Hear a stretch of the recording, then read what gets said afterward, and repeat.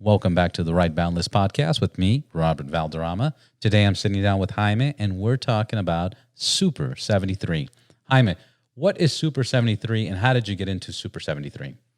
Hey, what's up, Robert? So initially I met Steve from Los Angeles River Tattoo, which is a friend of mine that has a tattoo shop. And he also does mural arts for some companies. And he does a lot of collaborations and stuff like that. So he did a collaboration with Super 73. At the time, I didn't know it, but I saw it on Instagram that he did a mural for them in their office, in the headquarters in Irvine. And I asked him about it because I loved his bike, and he's riding all the time around with his The Super 73 bike. Yeah, he has a bike from them, and he's riding all the time in the Malibu mountain, Topanga and stuff, with his kid off-roading. And I was like, oh, that's pretty cool. So I could ride with my kid somewhere because you don't need a license, you don't need basically anything, and it's electric, right? So right, you just jump on and just take off. Mm-hmm. So I asked him about it, and he said, oh, I actually got a pretty good deal because I did this mural for them. And he recommended me to contact Michael. So he gave me his email, and he gave him a call and said that I was going to contact him. So I initially talked to Michael and presented him like an option to do a collaboration. And I went to visit them in Irvine because we were working pretty closely to the office. And ended up being two bikes that we designed together, and I've been riding them since then. One of them really carefully that I keep in my house. There is one that is discontinued that they don't make anymore. There's a Super 73 OG. OG, yeah. And then the other one that Colin keeps, he commutes from his house to his shop at, Rogue Collective. In downtown LA. In downtown LA pretty often. And he keeps it up at display when he gets there, right? Yeah. So, yeah, he's traveling a lot with that one. That one has a lot of miles, but mine is pretty well taken care of, except the Rio ones, wheelied one of them being mine. The Dyna Days?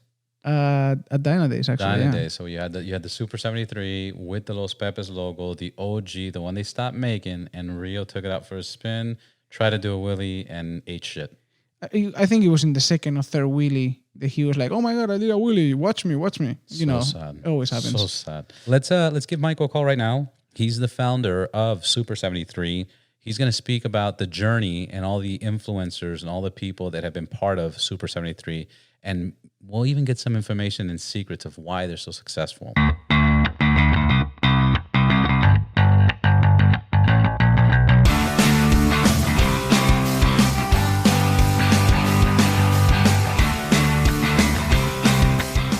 Hey, Michael, welcome to the Ride Boundless podcast. Thank you for coming on. Can you please tell our listeners who you are?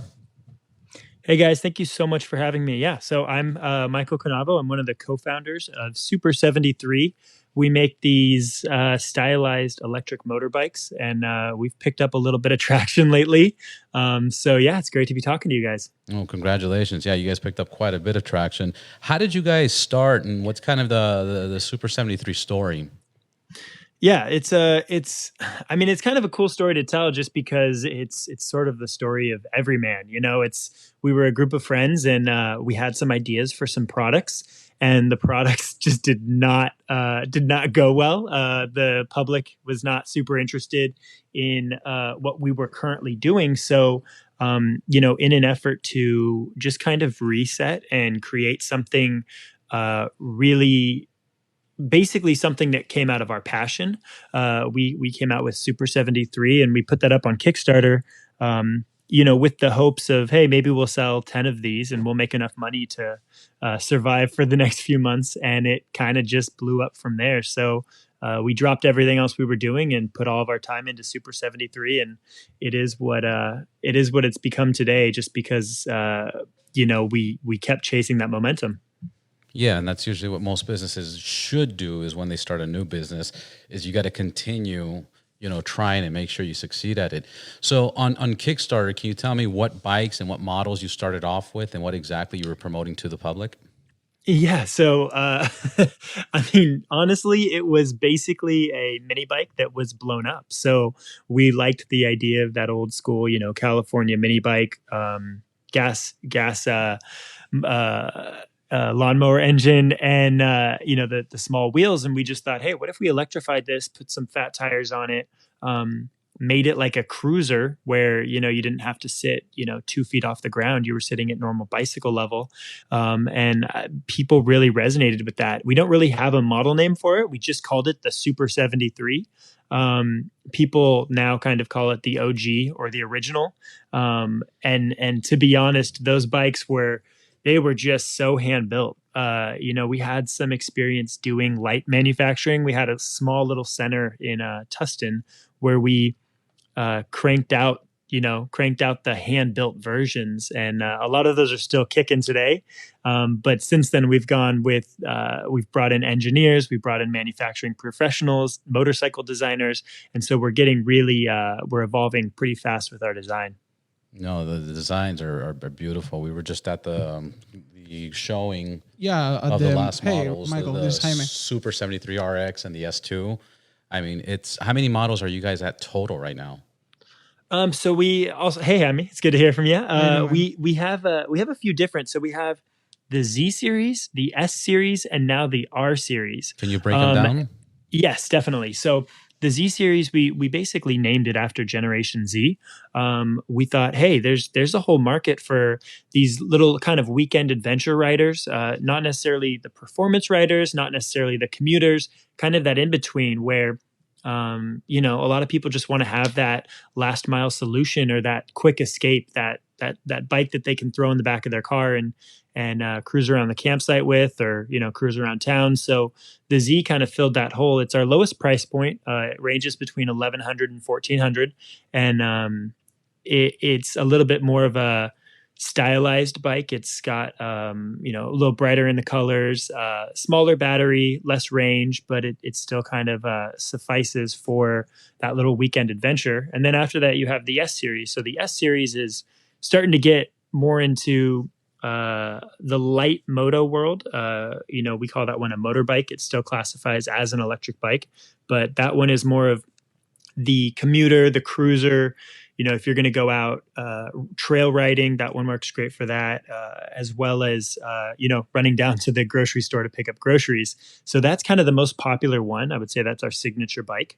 But we did just unveil, and this is the show that you guys were able to join us at, the R series, which is our high performance trail bike. It's got full suspension, aluminum tubing. It's designed by motorcycle builders. I mean, it is really built to be our first step into a bigger world. The thing looks mean. We're looking at it right now. I remember seeing it in person. How excited I felt like a little Especially kid. how it rides, man. It's like I'm sure you guys are taking a little bit of a cut of the cake of dirt bikes, because not even knowing how to ride a motorcycle, this is so easy, and you can get in serious trouble with it, I think. If you go out Exactly. to a dirt bike. Yeah, you could. It's almost it's better in a lot of sense than a lot of other dirt bikes or motorcycles, because you can ride anywhere you want. You can ride inside of a building. You can ride on sidewalks. You can be on a rooftop. You can do anything you want on this. It's a perfect crossover between like a BMX, motorbike or electric bike. Yeah. And we really kind of, we flirted in that space for a while, but we wanted to take our time getting there. Something that was important to us was that we never looked like one of those bike companies that were trying to emulate a motorcycle. We wanted to kind of fit the space organically. And so we took a long time getting to the performance part of it, because we wanted to make sure we did it right. And we actually had some of the Los Pepes crew come, and I believe you guys test rode that early prototype. It was actually not even painted. The gas, the quote unquote gas tank, which is the battery, was still an older battery. I'm sure. Mm-hmm. You guys were testing, I think, the suspension and how everything would work when I tested it. Which was already amazed by it, because I saw somebody riding it in the back alley of Super 73. And they were just jumping and doing wheelies, doing jumps, and stuff. jumping off ramps. Yeah, and that's, we brought in Parker Pittman. He's a professional stunt rider for motorcycles. He was riding with Husqvarna at the time that we picked him up, and he became a full-time employee, just helping us R&D these bikes. Like, hey, Parker, here's a new one. Go break it. Tell us where it broke. Sorry about that. And basically, Parker was instrumental in helping us get to a point in our design where we felt like, hey, this could hold up if we hand it to a a dirt bike rider or a motorcycle rider. And that was kind of always the goal, was to get to that point. Yeah, we were just talking about that once we left the show. We were thinking, we're so excited to test one of these in a dirt bike track or something like that. Yeah, take it off roading. I have a quick question, Michael. When you say, you could, because you mentioned you could put it in a car, like how do you usually transport this? How small of a car, or what's usually the requirement? Sure. Do you guys make roof racks? Do you guys make anything that hangs off the back of the trunk? How do people travel with these? Yeah, I have endless stories of customers showing up in a Honda Share Civic them. and I us want to hear figuring them. out I want to hear them. figuring out ways to get these bikes in the back of their cars. And what's actually so great is because we really do cater to a motorcycle crowd. And when we pick those bikes up and put them in sideways in the back of their car, there's no oil, there's no gas, there's no leaking, there's no grease. But do you put in the trunk? Do you put in the back seat? Yeah. Have you put in a two-door, in a coupe, or what's the smallest car you put it in? If I roll up in a smart car, can you do it then? So yes, I mean, you name the car, we found a way to make that bike fit inside of it. I wish that I had taken a photo every time and we could do like a slideshow of all the weird ways we figured out how to get these bikes in people's cars. But when we started the company, I had a little Hyundai Accent, which is like a tiny little hatchback car. Yeah. And I constantly had to fit 2 and sometimes 3 bikes inside of it. Three of them. Folding down the seats, you get pretty creative with it. I've since switched to a Tacoma just because I was so sick of scratching up the interior of my car. So I'll just I've thrown as much as 10 Super 73s in the bed of my Tacoma before. That's amazing. And so they're easy to move, and that's what's so great is you just grab it and go. And they're a little heavier. The day that I picked up the 2 of Los Pepes, it was probably one of the hardest days of my life, just because I did not want them to touch each other for one little bit. So yeah. Did you go in your Prius? No, I went in Casey's Honda Pilot. And still, fitting 2 of them without touching each other was definitely a challenge. I wrapped them all up in like cardboard and try and fit them without touching each other. It was great. It was an experience for sure. But again, Colin rides every single day from home to his shop. Is displayed at his shop, and mine is the one that is kept in my house for collection. Basically, I try and not get a scratch or under the rain or anything. So yeah, it's funny looking at how people kind of it's a wide range of how people treat these bikes. We've seen some that come in where they're barely hanging on to any paint left because they just use and abuse them so hard, but the motor's still kicking, the battery's still kicking. And then we've seen like original Kickstarter bikes come in that look like they just left the showroom floor. So it's kind of like the sneaker collectors. Some of them, they'll wear and tear their $300 shoes, and other ones will keep them like in a air sealed bag. So it is cool to see it's cool to see the difference between the two. Yeah. So anyway, yeah. I only picked the OG because I knew that you guys were gonna stop making them, and yes. I wouldn't be the only one who had it. The customized Los Pepes OG. So I was like, well, I'll keep this one, and it's in the middle of my living room. How many bikes have you guys built today? Like how many numbers, like how many models, and then how many in quantity, and how far is this reaching? Is this just in LA? Is this worldwide? Is this going to Mars with Tesla? So we're currently working on the first few years that we were in business, we were not so great at keeping records. It was more of just a survival thing. So we've brought in people to kind of backtrack and see what we've done every year. We're in the tens of thousands, which is really cool to be able to say. Amazing. Now that's yearly, right? Or monthly? We're in the in total. The business has been out for about 3 years, right? Yeah, so we're pushing 4 years now. So we're in the tens of thousands.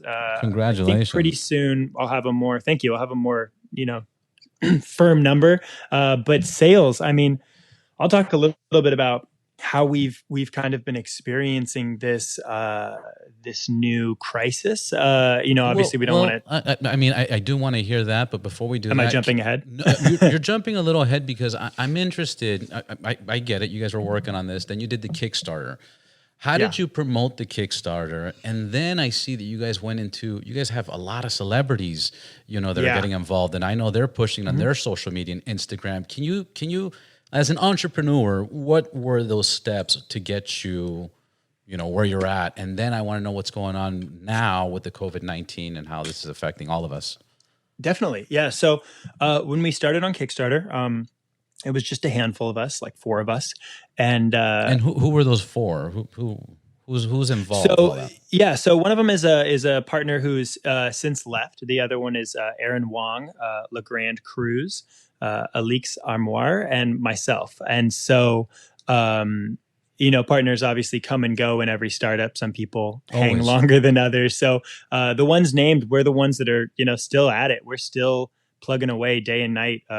You guys dream this, eat this, sleep this, everything. Exactly. Yeah. From sleeping in the warehouse to moving into a larger facility. It's been really cool to kind of just see the journey and experience it. It still feels like yesterday that we were waking up at 2 a.m. to bang out some frames in the warehouse before the summer heat would kick in. So, it's definitely come a long way. And yeah, we've just kind of rode the wave. And I think when we started on Kickstarter, we just took the tools we had. And so for me, it was social media. I have a little bit of a background in social media. I first found a small bit of success on an app called Vine, which has since died. But I made a lot of friends on Vine and networked a lot. And so when I came into Super 73, what I didn't have in money or, technical skills, I had in my network. And so cranked out that video.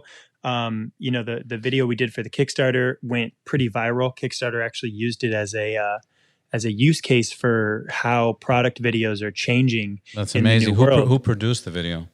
So it was me. Yeah, I shot. You did the edited. whole thing. It was 100. I mean, that was it. There was no one else. So we didn't have any money for any sort of film crew. It was just me and my old camera and a couple friends who were visiting from Alabama.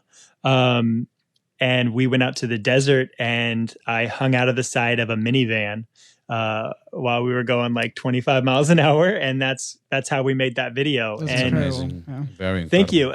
It was the first time that a company on Kickstarter had gotten away from the talking head model. Kickstarter was known for like that white background with the person talking about the product. Yeah, pitching. Yeah. They're pitching Exactly. you something. And so for the first time, I was like, we're not going to do that. We're just going to show the emotion that you receive from these bikes. The experience so you can have. Well, it's great that you tell this story because there's a lot of people that think that, they have an idea for a product and they even produce it, but they think that they wouldn't be founded just because they don't have the resources to do it. And, Exactly. you're a good example of that. That is not, that's not true, that you can get far from doing it yourself. I completely agree. And I think it was the only thing we had. So it was what we relied on, was like, hey, let's just convey emotion. And it was something I'd been doing through my videos for a long time. I had shot weddings. And so I knew, I knew the tones and the keys on which to kind of capture this emotion well enough. And I had a friend who had a band and that was the song that we used. They've since broken up, but that song is a jam. So I think that helped too. And it was just kind of a marriage of all these really cool, organic, natural elements that came together. And people really latched on. That video got millions of views. And yeah, like I said, Kickstarter even used it to say like, hey, this is an evolution of what these Kickstarter videos can be. And, since then, I think our production has really gotten better. The stuff that our team does now that I'm not filming it, it's far and beyond what I was able to do. The last video was like a trailer for a movie. Oh, It was a trailer for a gorgeous. movie. It was mean. I was like, when does it come out? Yeah, it No, makes you seriously, anxious. It's like, I want it now. So, Well, and that's kind of happened from us utilizing the relationships. It's like, hey, now there are people that can do this better than we can do it. And I think that everybody at Super 73 is humble enough to step out of the way. And that's always been important to us is if you want to thrive in this organization, humility is so important. Hey, rely on other people around you to help you where you can't necessarily fill in the gaps. And ask for help. That's another thing people don't do Exactly. enough. I mean, there's people willing to help anybody and everybody, but the people get stubborn and they don't want to ask for that help. And I preach that all the time to people. Exactly. Yeah. Admitting where you need help. And then that kind of comes into the next thing that you asked about the celebrities. Well, and again, I'm just doing this because I get a lot of people that ask me in the business sense and they ask me about Kickstarter. So I really want to get that down. So one more question for the Kickstarter. Before you launched it, did you promote Super 73 before and then kind of got built an audience and then launched the Kickstarter? Or did you just or did you just do it with nothing? Just let's post this. In no way did we promote this. Prior. Like, I can't, like, it was, we did a terrible job when you think about it, because we didn't even run ads during the campaign. And that's something that's such a no-brainer. You guys didn't even run ads? We didn't have any money at all. Like, I was living on Little Caesars Pizza. And so where does ad money come from? And so we weren't even running ads. It was all 100% organic. And looking back, it's like, you know, obviously we're so happy with what we did. We did it for a reason. Everything happened for a reason. But I think, like, well, what would have happened if we had, you know, a budget to run some ads? And obviously we're happy with what's happened. Turnout, but even to think about that is again, crazy. Double important that you tell this story, because I think looking at your company, seeing the reach that you guys have, and now the next step that you were going to talk about the celebrities. The celebrities, you assume that you guys had unlimited source of income of money. Yeah. And I was actually I was talking to Robert right before we called you, and I actually told him that. I said, well, I think these guys might have an unlimited source of income that they can afford, you know, give products to celebrities, and even collaborate with us, which, you know, there was no money exchange or anything, that we were like super surprised of. So yeah, if you want to expand a little bit on the celebrity and how but I want the listeners to suffer. Let's hold off on the celebrities. I want to talk about one more thing. I want to talk about the lifestyle, because in a sense, you know, Harley Davidson is a lifestyle, and that's why people get that motorcycle. You guys created a new lifestyle from scratch. And you guys, did you ever visualize and think that you were going to create that style? I gotta say, I mean, through and through, it's crazy to even be able to talk about this now. But you know, early on, there were some partners that wanted to go a different direction with the brand. They wanted to go more utility, and Aaron and I had quite a few conversations about, like, hey, no, this is a lifestyle brand. This is a clothing play. This has to be a lifestyle brand, or else it can't survive in how saturated the bike world is. So it was a goal. It was something you guys It was 100% something that we visualized. We wanted to take every element that lived within, I mean, the soul of who we were, LeGrand, Alix, Aaron, myself, and take those elements and turn them into a physical representation of how we feel, which is, and we'll get to this later, why you see so many sci-fi elements in what we do. And we'll talk about, you know, how that's such a big part of my life. But it was something I naturally leaned on, because that was what gave me passion. And so you see that translate into what we do. And Aaron is a huge fan of, like, high fashion, and you see high fashion kind of come into what we do. And so you have this, like, marriage of all these things, and it's a reflection in our community. You see our community, and they've got, like, helmets from Star Wars, or they have, like, high fashion brand bags that they're wearing when they're riding. That's awesome. It's a reflection of how we, like, kind of set this thing up. What are other styles and styles that you see your riders, you know, clothing they're wearing? How would you describe that lifestyle? How would you, you'll see the Harley people dressed in black and wearing leather. Yeah. How do you describe your audience? So before you answer that, before you answer that question is great. But I can answer that I don't think there's one, because I'm sure you go to one of these rides, and there's any single different human that is different from each other, and they have nothing in common, and they're suddenly all together. No, it's true. We went to the show. Same bike under their asses. It's incredible. I seen 5-year-olds, and I saw 70-year-olds. But the show, at least I think they were 70. The show was one thing, but the what's it called? The rides that the group riders, rides, the rides that the group organized is like the most. How many people can diverse, very diverse. So we did diverse. one recently before this whole, shutdown. We did one in LA, and we had 65 Super 73s cruising the streets. Yeah, that's crazy. And this is downtown LA. It's not that easy to park. Yeah. It's not that easy to bring your bike or anything. It's very difficult. Another question: what are the laws and regulations of riding these bikes? Yeah. Definitely. Are there laws, or can you do whatever you want? Yeah. So I wish that there were more laws. And how fast do they go? Yeah, so this is kind of a hot button issue, and as we're actually recording this, I'm on the e-bike subreddit on Reddit, just looking at kind of the industry right now, and we're at a very interesting time because the technology allows for anybody to make a bike that goes 65 miles an hour. It's not hard. I could go down to Super 73 right now and make a 65-mile-an-hour Super 73, but that's highly illegal. It's bad for the entire industry. It's dangerous. I mean, I can put a million reasons why people shouldn't be doing this. And so it kind of became this arms race for a few of these brands to make the fastest, most powerful e-bike. But the truth is that's going to hurt the entire industry because for this thing to grow, you talked about how diverse our group rides are. That's because anybody can get on this bike from 13 years old to 70 years old and feel confident and feel comfortable and be in control and not be a danger to themselves or people around them. As the technology becomes more readily available, you start to see these 60-mile-an-hour quote e-bikes coming out. They're super cool looking. They're cool. It's cool to go 60 miles an hour. It's not cool to go 60 miles an hour on a sidewalk where pedestrians can pop out of anywhere.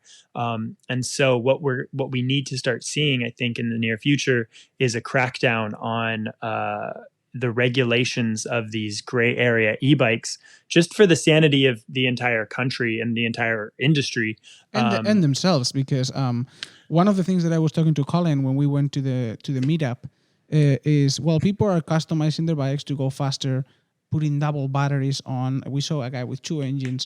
The brakes are not made for stopping a bike at 65 miles an hour. Yeah. They're made to stop the speed that they go to, not like 30 more. Well, and I see a lot of these bikes on Amazon or Alibaba or whatever they are, that they just have the basic, just not even hydraulic brakes. They just have like disc and cord brakes. And yeah, you're going to see a lot of injuries that could have been avoided. Now, our R series and even our S2 series now, those brakes are, I think you guys saw them. They are like, we are pushing motorcycle brakes on this now, because we realize like, hey, people are going to mod these things. People are going to want to go off-roading. So let's just make brakes that can handle whatever they're going to throw at it.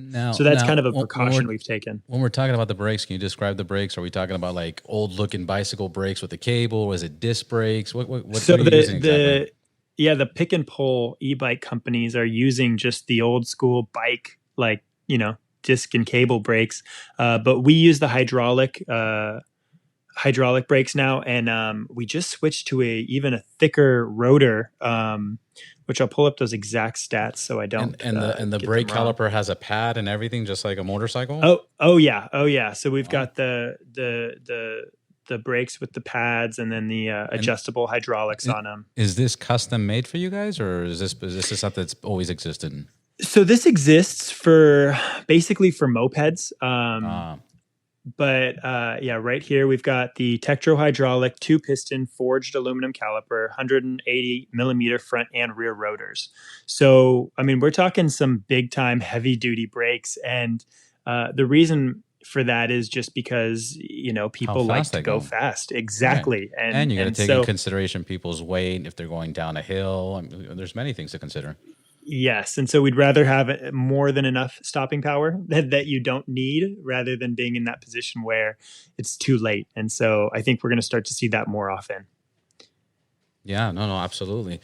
Now let's talk about the celebrities. Let's talk about, we were at the show and I saw you had a Fresh Prince of Bel-Air bike for Will Smith. I heard the rumors about the bikes you had for Madonna. How did you get, one of the biggest questions is, how did you get these celebrities, and who was the first one? Who was your favorite one? Yeah, definitely. So like I said, we have a rich a rich heritage of being broke. So in the beginning, now, obviously it's not the case. We're way beyond that hump now, but back in the old days when it was like the grind, back before we got our first series of investment, before we kind of got over that first hump, when that happened at that time, I had negative $700 in my bank account. So I needed to make $700 just to get back to zero. Right. And my phone line was being shut off. It was just, I was selling everything I owned just to kind of keep the lights on. And this was obviously very early on in Super 73. Yes, I was buying a Little Caesars pizza, and I'd break it up over like 3 days. Right, $5 pizza, $5 pizza. Exactly. Break it up. Yeah. Yeah. So I looked great, just on the premise of eating. Yep. Oh yeah, eating once a day and working a ton. But yeah, so we didn't have money. A lot of people assume that we're throwing money at these celebrities. We still to this day have never paid a celebrity for any kind of endorsement, any kind of post, and that's something that as long as I'm here will remain. Just because that you get true, actual, organic, and integrity-based posts and content out of that. So early on, we were hit up back in the Kickstarter days by Andy Milonakis. I don't know if you guys remember Andy Milonakis, but he was a no, tell me. He was a star from MTV. And he's this guy that I believe is like 45 or 50 now, but he has he has something that makes him look young. I should look up exactly what that is, but basically he was famous for having a TV show where he looked like he was 13, but he would be doing stuff that a 40-year-old, like drinking beer, smoking a cigarette. Exactly. And people would freak out. And so anyways, just a little bit of backstory there. But he hit us up and we were big fans. And so we were like, hey, let's come out and we'll give you a bike. And he was with this YouTuber named Jesse Wellens. And kind of fast forward a little bit, Andy Milonakis ended up selling his Super 73. He was moving or something and he sold it to Jesse. And Jesse Wellens, who is a YouTuber, kind of fell in love with it. And he is, I would say, instrumental in those early days of kind of getting our brand out there. We did a collaboration with him when we launched the S1 called the Rose Ave. And we had a couple celebrities before that, but that really put us on the map. And from there, it has just been a steady stream. And I really think it's because they see what we're doing. They see how hard we're working, and they want to be a part of something that kind of connects them to that American dream. So a great example, Joel McHale, comedian. He was the host of The Soup, star of the show Community. He's been in countless movies. He found us on Instagram and hit us up, and he was like, hey, I love your bikes. Would love to buy one. I was like, well, I'll give you one. Because obviously we were big fans. I've been a huge fan of him. Drove up to his house, and he was just the nicest person that I could have ever met. He brought us in. We had drinks. We had some food in his house. Just hung out with him.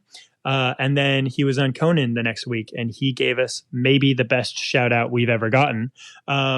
And said our name about a dozen times, talked about our company. And from there, it was like, felt like we were. And it was all just emotion. It was natural. It wasn't discussed. It wasn't planned. He just did it because he loved your guys' product and vision. And and then the same with Will Smith. It was basically the same story. He hit us up and was like, love what you guys are doing. Same thing, Instagram. Down to Cartagena. Yep. Hit us up through Instagram. I mean, that's where we've connected with everyone from Justin Bieber to, Warren Sapp. And so, yeah, we connected with Will, and I got to tell the story of Super 73 to him, kind of like we're doing right now, just sitting with him chatting, and he was asking questions, super, super inquisitive, very much felt like a podcast that wasn't being recorded. That's hilarious. And thorough. 2 or 3 days later, he shoots us a message and he said, this is a thank you for all of your hard work. And then posts a video on Instagram, tagging us. And the video gets 15 million views, and it's him riding the Super 73. And it's just like this huge viral kind of meme that he did, and that thing blew up. And I mean, when I say that we sold hundreds of bikes, it was just like overnight. You couldn't even fulfill them, could you? No, I mean, that's the thing is it would would pull us out of stock, but the orders would keep coming in, and we would say, hey, out of stock for 90 days, and it wouldn't slow Out of down the stock for orders. 90 days. Could you imagine telling that? That is amazing. I mean, there was a point where we were out of stock for pushing a year on a certain bike, and people just kept adding their name to the list. And we'd say, hey, heads up, it looks like it's going to be like 8 months. And they were like, yeah, no problem, I'll wait, because they wanted the bike I feel bad. I feel like Will Smith is also a great person to do that, because Absolutely. he only does it with people that he really with visions. and- And maybe that's why he was so thorough with the questions, because he got a feel for who you guys are, and he saw that this is a real honest thing that you guys have created for the public to enjoy. I've seen him Absolutely. I've seen him going to interviews in Spain and talk about a product that he's not involved in, and basically talk about the whole interview talking about one product that he's not even involved in. And he knows about it. Yeah. Now the bike you guys made for him, was that requested, or was that something you guys dedicated to him? Yeah, so he just wanted a couple of bikes, so we did that, and it went so well that then we said, as a thank you, here's this bike. And we had heard his personal trainer was like, hey, Will's been talking about, like, what if we Fresh Prince of Bel-Aired out a bike? He's like, I'd love for something like that. And so we just kind of took the idea and ran with it. From the 24 karat gold plated rims to like the Fresh Prince of Bel-Air themed battery case to the seat. We just thought, like, hey, let's make something that's really thoughtful. And we've done that with a lot of people. Ryan Reynolds was another one. He was in the Pikachu movie, and we just lost our minds over that movie. Oh my God. So we were like, let's make him a Pikachu Super 73. And he liked it so much. I want to see pictures. Posted it. Yeah. It's on our Instagram. He posted it on his Instagram. And was just the most thoughtful, like sent us all a big thank you letter. Lil Nas X, same thing, wanted to get his attention, made him something that we thought he would love, and he loved it so much he posted it multiple times. So it's really about just being honest and appreciating people in the space. I mean, any of us would make something for somebody we appreciate if we knew that they would see it. And so it's kind of become that, where it's like, hey, we love this person, let's just give them a bike. And the list of celebrities is unlimited. It really is. Would you say that most of them were S1s? Yeah. So the S1 question. it's almost all of them. The S1 is kind of just the bread and butter when it comes to what people want to grab, because it's just so easy to get on that bike and go. It has, and it's also, the best. It's also the one that you guys have used to start the new category in Super Hooligan, right? Hooligan, yeah. Yes. So that one, I mean, and you've seen that bike kind of redesigned so many times for wherever it is. So the Super Hooligan races with Roland Sands, that was just kind of a conversation that came out of left field. Because he was looking for e-bikes to bring in, and he was like, there's no e-bike that fits this more than you guys.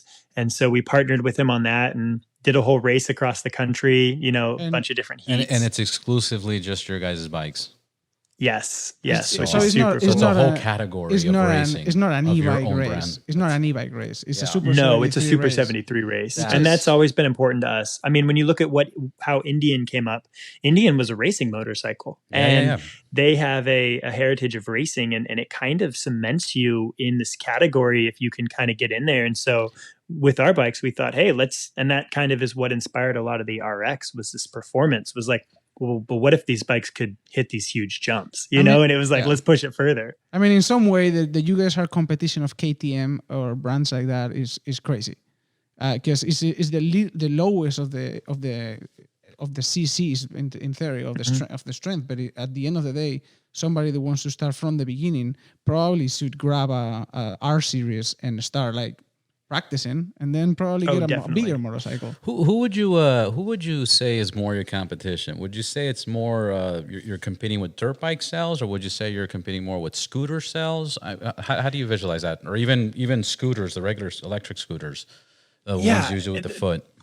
The reason we have kind of fallen into the place we've fallen into is in an attempt to just avoid competition. It was like we looked at the bike market and we're like, shoot, there's a new bike brand coming out every single week. And we looked at the motorcycle space and we thought, wow, there's a lot of players in this, but it really is just the main, you got like the main 4 or 5 brands. And so we thought, well, what if we did something that kind of subverted those sort of genres and filled its own lane. And that's where Super 73 came out of. And since then, I mean, I can't even begin to count how many, I'll say, inspired by bikes have come out that look just like ours, act just like ours. And it's kind of started a new genre. I would say that right now we're starting to look at companies like Harley Davidson, who are getting more into like this sort of mid-size electric, not quite a light electric moto, just under it, providing that solution for people, and we're starting to compete with them. We don't play in the bike space almost at all anymore. We don't compete with traditional bicycles. We don't do their sales model. We don't. I mean, it's a different mode of transportation, and while they may share the same lane from time to time, the use cases are so different. So we've been lucky enough to kind of avoid competition, and I know, we all know it's catching up. It'll kind of be here sooner than we know it. Absolutely. And so just kind of building a product lineup to be able to stand up against those guys is what's important. So I've only seen one time your guys' super hooligan races, and it was at the beach. What was it called? That beach is like an event in the beach that Roland Sands organized. Yeah, the one in Huntington Beach. Yeah, that one. The what is it, the Moto Classic the Moto Classic. Moto Beach Classic. The Beach Classic. Yeah. And I got amazing pictures of you guys riding and actually Parker dressing like a stunt trooper. Yeah. About 3 or 4 feet from the floor. Flying, that's a great photo, by the way. Flying with one of those S1s.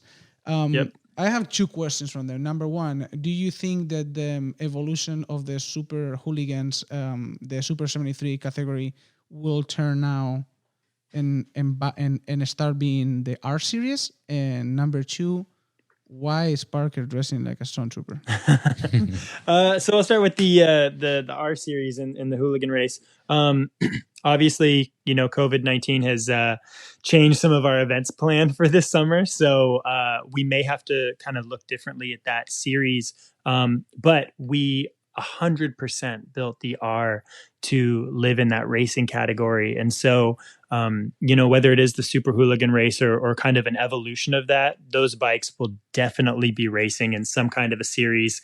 And we want to even make it more aggressive. It's like, hey, let's throw more jumps in there. Let's throw more obstacles. Let's really push these bikes, because what's cool is these bikes are light. They're like 75 pounds. So you can throw these things around, and if you go down, there's not a lot of consequence compared to dropping a 200-pound, 300-pound motorcycle. Yeah, regular motorcycle, you can crash at 2 miles an hour and you're going to get hurt. Exactly. So this, with having that lack of consequence, it's really allowed our riders to push it sometimes too far, but definitely push it further than normal. And so we're going to kind of let that space evolve. And I think that we'll see a really cool kind of new version of racing, whether that's more obstacle based or potentially more long distance. I'm excited to see what, probably 2021 at this point holds. Yeah. And I asked this question earlier about the rules and regulations and the laws. Do you need a special motorcycle license? Do you need a license? Do you need anything to ride these things? No, so no license or registration needed. And that's always been super important to us. And that's why I talked about that 60 mile an hour e-bike thing. We're not going to do that, because that comes with an entire new classification system, license, registration, insurance. Right now, you can buy one of our bikes today on our website, like an S1, a Z1. You'll get it in 3 to 5 business days. You build that bike and you're allowed to ride it right off the gate. What's the website? Our website is super73.com. Nice. Yeah. So anytime any one of those bikes, obviously the pre-order bikes take longer, but all bikes we sell on our site do not need a license or registration. So we're proud of that. No, that's a big deal. I mean, how much money are you saving on registration cost? How much money are you saving on gas? How much money are you saving on insurance? I mean, you can realistically just rely on taking Ubers and have your Super 73, and that's it. Honestly, the best part for me from those bikes is I'm the laziest person alive, and I've never pedaled once. Now, do those pedals work? I'm sure they're there. Okay, they're there. They're there, and they move, right? Yeah. So actually, the R series, we for the first time really focused on ergonomics. So the Z series and the S1, and even the OG, that's a little bit of a tighter fit. The bike is kind of developed way more for throttle first. But these new bikes, you can actually get that full extension on that pedal. So, while it's definitely not as fun to pedal these bikes, if you are stranded, you don't have to worry at all about getting home. That's awesome. And then how long does it take to charge, and how long does the charge get you? So yeah, I mean, all of our bikes take about 3 to 5 hours to charge. And it's a regular home plug. What is it? Just a normal plug. The little charger looks like a laptop charger. Just plug that in anywhere you need to, and then you're getting between 20 and probably 60 miles to the charge, depending on which bike, depending on which rider you have. So the Z1 is obviously got the smaller battery, so depending on your riding conditions, it's the electric kind of has a big window, but you normally get around 20 miles to that one. And then those new RX series, you're pushing 40 miles easy, and if you're very aware of how you're riding, you can get it up to 60 if you're throwing pedal assist on for hills and stuff like that. That's awesome. Yeah, I've gone far with 0% effort. Yeah. Stone Troopers.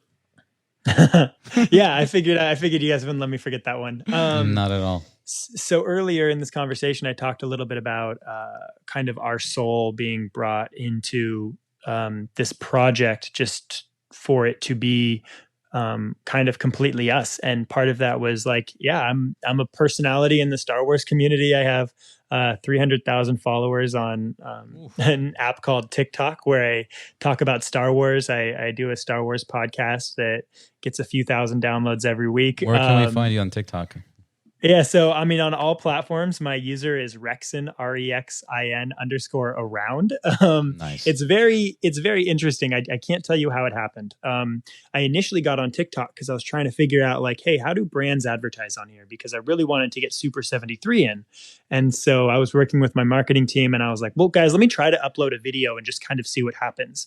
And then that video got 1 million views. And I was like, okay, so I think I did it. I was like, let me try to do it again. The next day I uploaded another video, and that video got 1 million views. And I was like, okay, Jesus. So I understand. This program is broken. The algorithm. You're like, this program is broken. Yeah, your screen's cracked or something. No, that's amazing. Yeah. Continue. So I kind of solved the algorithm on TikTok really fast. And as a result, Super 73 is in a lot of very big videos on TikTok. What I did was I was like, well, my videos keep blowing up, so I'm going to put Super 73 in the background.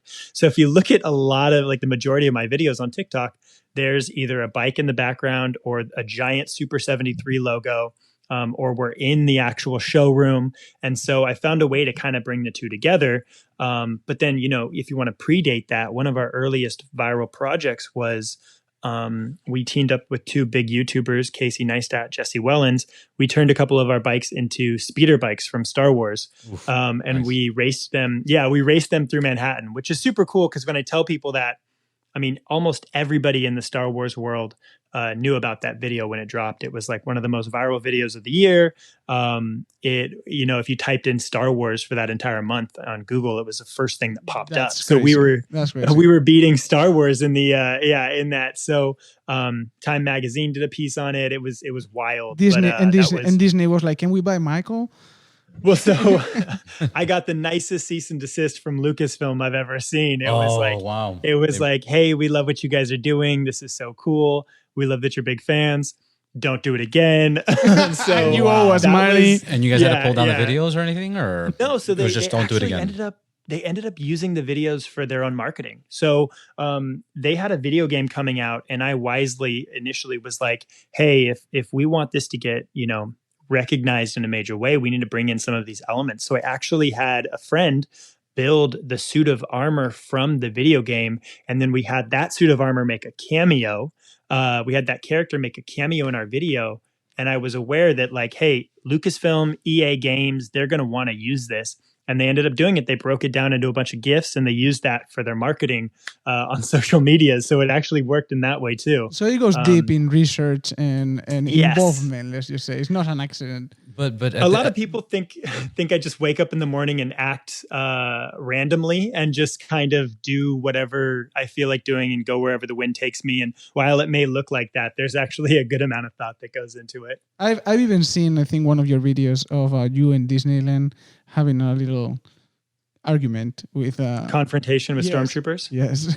Yeah, so it's funny Because because of my personality. A lot of the cast members in Disneyland follow me on social media. So when I show up, they've taken it upon themselves to harass me when they're in character. So that's actually resulted in a ton of huge videos that have come out of Disneyland, and that actually got me. Disney flew me up to San Francisco to create some videos at Lucasfilm. That's crazy. Which was super cool. Yeah, they flew me up in a chartered jet, which was insane. And yeah, I made videos with the props from the movies. I made videos with the actual droids from the movies. So that was a really cool moment where. How long have you been dressing? Are you? Yeah. How long have you been doing this? Yeah. So I don't. It's funny. And it's doing this. It's something that it's easy for people to kind of poke fun at, because you think about like the conventions and you think about like that sort of nerd, and it lends itself to jokes. But I've kind of decided to just own it and be I'm gonna cut you right there. I have a Harry Potter wand tattoo in my leg. I'm nobody. Nice. I'm nobody to make fun of you. Yeah. A lot of the motorcycle people I've noticed, they've got an attachment to some sort of to something. Everybody does. Just because it's a little different, that doesn't justify anything. But everybody has their niche, their favorite, the things they love. When I saw Jaime's tattoo on his leg, I was like, what's that? It was Harry Potter wand. I was like, wow. And then that's the most obvious one, and the people ask about that one. But most of the tattoos in my body are Harry Potter related. Yeah, so, nerd culture. Exactly. Nerd in disguise. Well, and that's what's. Yeah. I mean, and that's what's cool is we grew up with these things, and now we're starting to get into things like motorcycles and entrepreneurship. So you're starting to see this kind of evolution of like acceptance. And I've obviously had my fair share of discrimination. There was a rival e-bike company that actually took a bunch of photos of me and like photoshopped them and started this whole Instagram about trying to basically defame me and take me down, which it's ridiculous, dude. I can't even get into that. But that was another company, or that was personal? Yeah, those were people from a rival company. So we've obviously had our fair share of discrimination for it, but it kind of just makes me want to do it even more. And in a way, I think that's and I have this phrase. Los Pepes also has a lot of people that hate us, and I always say people they hate us because they ain't us. And it's true. It's like people putting work onto making fun of you is admiration to me.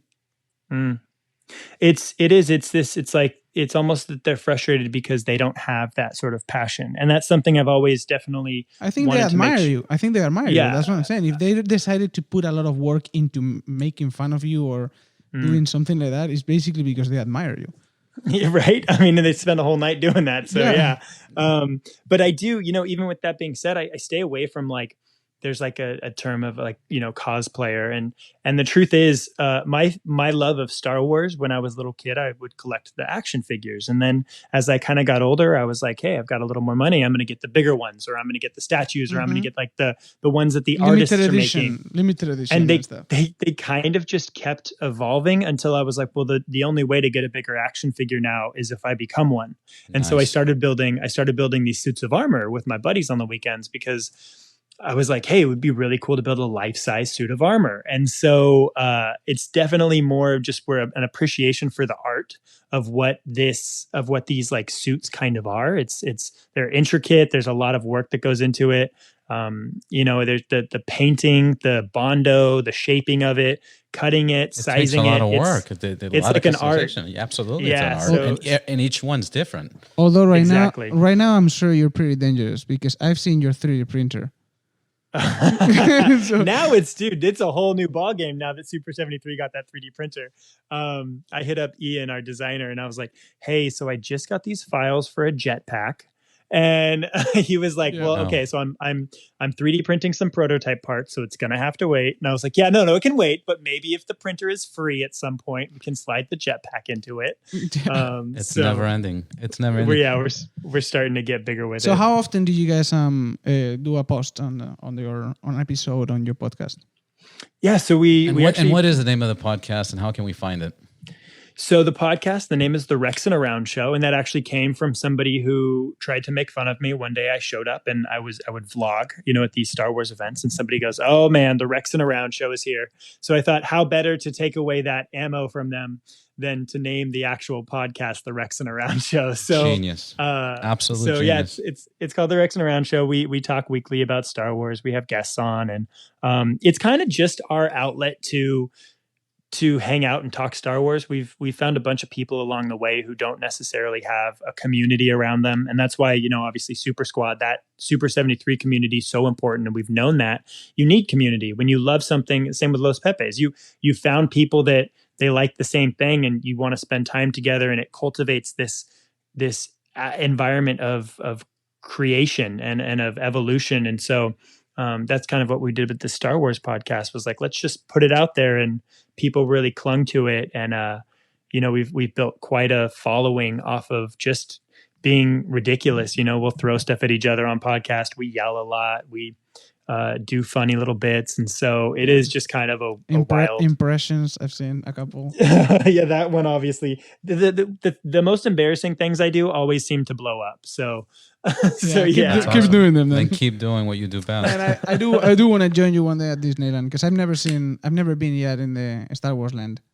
Oh my gosh, you guys, when Disneyland opens back up, we have to go. I obviously, as being Rex and Around, I've been lucky enough to get all these perks where I don't have to wait in line anymore. That's a huge perk. Yeah. So the cantina, which is normally like you got to book a reservation a week in advance. We just kind of get to sneak in the back door, and same with the rides. Have you been at Club 33? I was just gonna ask. No. So my Star Wars celebrity, I guess, if you want to call it, kind of starts and ends in Star Wars land, and then it'll kind of branch into Tomorrowland a little bit. It is funny. There's certain parts of the park where, people could care less about who I am. And then there's other parks where I'll get approached every 2 minutes for a photo, it's insane, dude. It's really funny. It's a great feeling too, I imagine. It definitely makes it more fun. I won't lie.